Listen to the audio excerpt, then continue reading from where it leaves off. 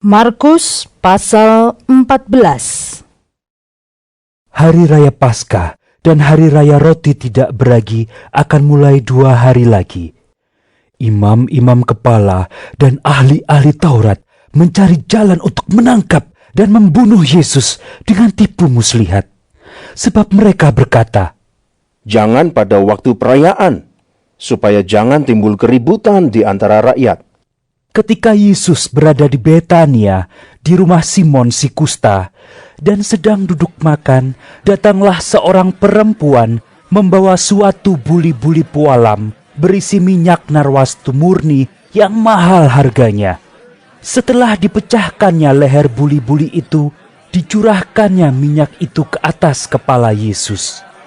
Ada orang yang menjadi gusar dan berkata seorang kepada yang lain, "Untuk apa pemborosan minyak narwastu ini? Sebab minyak ini dapat dijual 300 dinar lebih dan uangnya dapat diberikan kepada orang-orang miskin." Lalu mereka memarahi perempuan itu. Tetapi Yesus berkata, "Biarkanlah dia.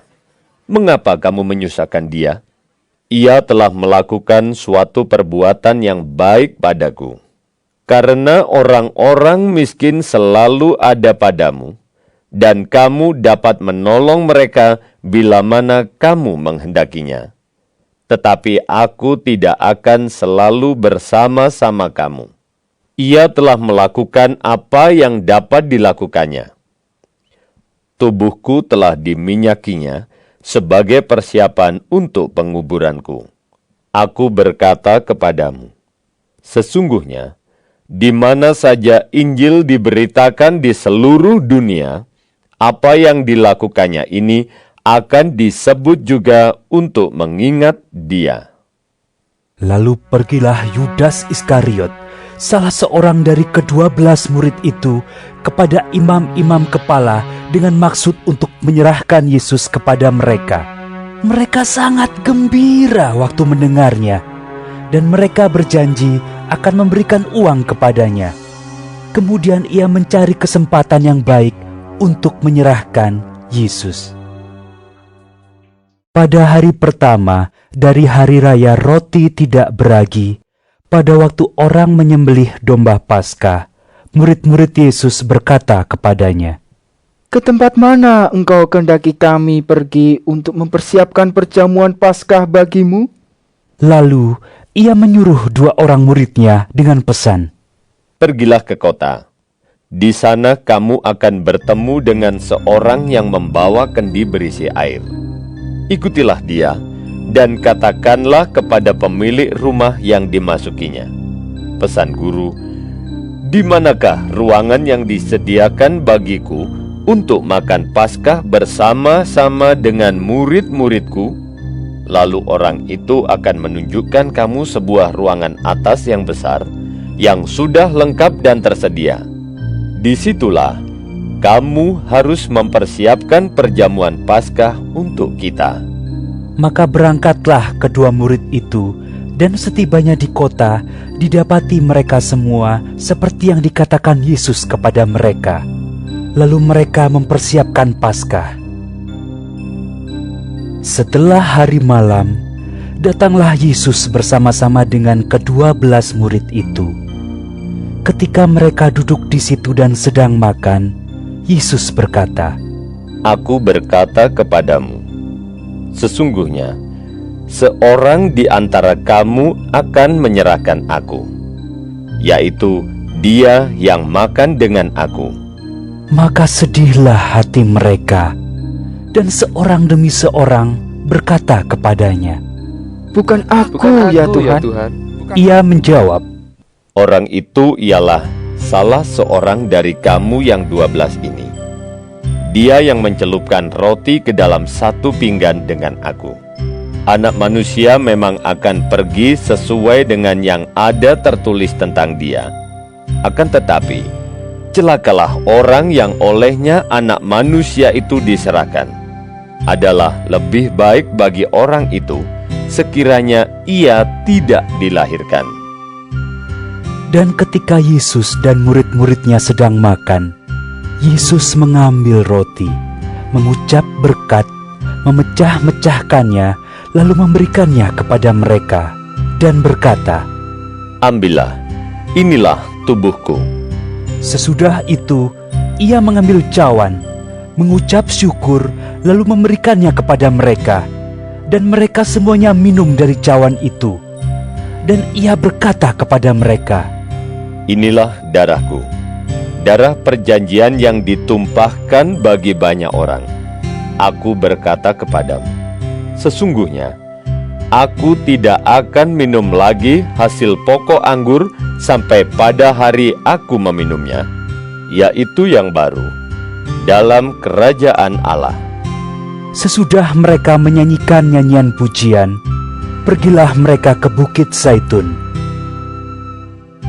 Lalu Yesus berkata kepada mereka, Kamu semua akan tergoncang imanmu, sebab ada tertulis, Aku akan memukul gembala, dan domba-domba itu akan tercerai-berai. Akan tetapi, sesudah aku bangkit, aku akan mendahului kamu ke Galilea. kata Petrus kepadanya, Biarpun mereka semua tergoncang imannya, aku tidak. Lalu kata Yesus kepadanya, Aku berkata kepadamu, sesungguhnya pada hari ini, malam ini juga, sebelum ayam berkokok 2 kali, engkau telah menyangkal aku 3 kali. Tetapi dengan lebih bersungguh-sungguh Petrus berkata, Sekalipun aku harus mati bersama-sama engkau, aku tak akan menyangkal engkau. semua yang lain pun berkata demikian juga. Lalu sampailah Yesus dan murid-muridnya ke suatu tempat yang bernama Getsemani. Kata Yesus kepada murid-muridnya, Duduklah di sini, sementara aku berdoa. dan ia membawa Petrus, Yakobus, dan Yohanes sertanya. Ia sangat takut dan gentar, lalu katanya kepada mereka, Hatiku sangat sedih, seperti mau mati rasanya. Tinggallah di sini, dan berjaga-jagalah. Ia maju sedikit, merebahkan diri ke tanah, dan berdoa, supaya sekiranya mungkin saat itu lalu daripadanya. Katanya, Ya Aba, ya Bapa, tidak ada yang mustahil bagimu. Ambillah cawan ini daripadaku. Tetapi, janganlah apa yang aku kehendaki, melainkan apa yang engkau kehendaki. setelah itu ia datang kembali dan mendapati ketiganya sedang tidur. Dan ia berkata kepada Petrus, Simon, sedang tidurkah engkau?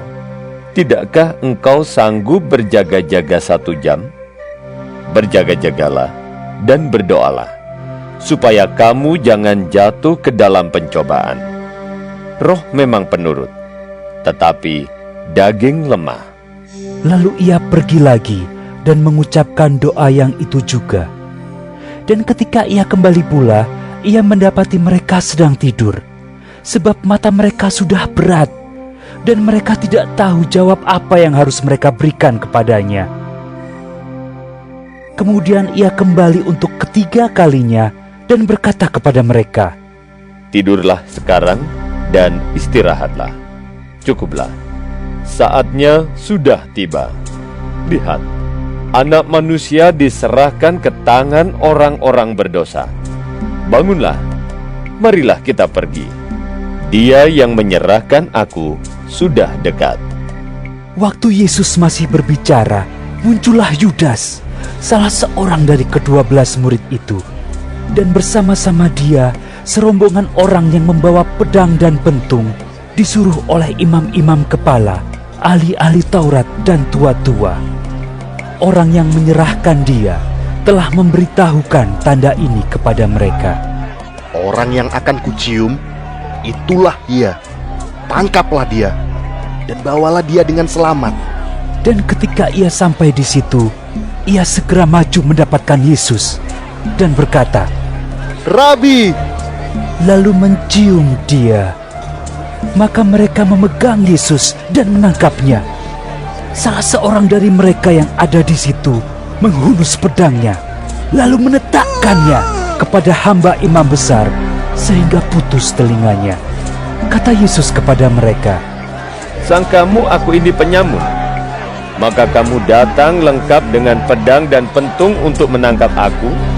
Padahal tiap-tiap hari aku ada di tengah-tengah kamu mengajar di bait Allah, dan kamu tidak menangkap aku. Tetapi haruslah digenapi yang tertulis dalam kitab suci. Lalu semua murid itu meninggalkan dia dan melarikan diri. Ada seorang muda yang pada waktu itu hanya memakai sehelai kain lenan untuk menutup badannya mengikuti dia. Mereka hendak menangkapnya, tetapi ia melepaskan kainnya dan lari dengan telanjang. Kemudian Yesus dibawa menghadap imam besar. Lalu semua imam kepala, tua-tua, dan ahli Taurat berkumpul di situ, dan Petrus mengikuti dia dari jauh sampai ke dalam halaman imam besar. Dan di sana ia duduk di antara pengawal-pengawal sambil berdiam dekat api. Imam-imam kepala, malah seluruh mahkamah agama mencari kesaksian terhadap Yesus supaya ia dapat dihukum mati. Tetapi mereka tidak memperolehnya. Banyak juga orang yang mengucapkan kesaksian palsu terhadap dia, tetapi kesaksian-kesaksian itu tidak sesuai yang satu dengan yang lain. Lalu beberapa orang naik saksi melawan dia dengan tuduhan palsu ini. Kami sudah mendengar orang ini berkata, Aku akan merubuhkan bait suci buatan tangan manusia ini, dan dalam 3 hari akan kudirikan yang lain yang bukan buatan tangan manusia. Dalam hal ini pun, kesaksian mereka tidak sesuai yang satu dengan yang lain. Maka imam besar bangkit berdiri di tengah-tengah sidang dan bertanya kepada Yesus. Katanya, Tidakkah engkau memberi jawab atas tuduhan-tuduhan saksi-saksi ini terhadap engkau? tetapi ia tetap diam dan tidak menjawab apa-apa. Imam besar itu bertanya kepadanya sekali lagi. Katanya, Apakah engkau Mesias, anak dari yang terpuji? jawab Yesus, Akulah dia. Dan kamu akan melihat Anak Manusia duduk di sebelah kanan Yang Maha Kuasa dan datang di tengah-tengah awan-awan di langit. Maka imam besar itu mengoyakkan pakaiannya dan berkata, Untuk apa kita perlu saksi lagi? Kamu sudah mendengar hujatnya terhadap Allah. Bagaimana pendapat kamu? Lalu dengan suara bulat mereka memutuskan bahwa dia harus dihukum mati. Lalu mulailah beberapa orang meludahi dia dan menutupi mukanya dan meninjunya sambil berkata kepadanya, Hai Nabi, cobalah tegak. Malah para pengawal pun memukul dia. Pada waktu itu Petrus masih ada di bawah di halaman. Lalu datanglah seorang hamba perempuan imam besar. Dan ketika perempuan itu melihat Petrus sedang berdiam, ia menatap mukanya dan berkata, Engkau juga selalu bersama-sama dengan Yesus, orang Nazaret itu. Tetapi ia menyangkalnya dan berkata, Aku tidak tahu dan tidak mengerti apa yang engkau maksud. Lalu ia pergi ke serambi muka dan berkokoklah ayam. Ketika hamba perempuan itu melihat Petrus lagi, berkatalah ia pula kepada orang-orang yang ada di situ, Orang ini adalah salah seorang dari mereka. Tetapi Petrus menyangkalnya pula. Tidak lama kemudian, orang-orang yang ada di situ berkata juga kepada Petrus, Engkau ini pasti salah seorang dari mereka. Apalagi engkau seorang Galilea. Maka mulailah Petrus mengutuk dan bersumpah, Aku tidak kenal orang yang kamu sebut-sebut ini. Dan pada saat itu berkokoklah ayam untuk kedua kalinya. Maka teringatlah Petrus bahwa Yesus telah berkata kepadanya, sebelum ayam berkokok 2 kali. Engkau telah menyangkal aku 3 kali. Lalu menangislah ia terseduh-seduh.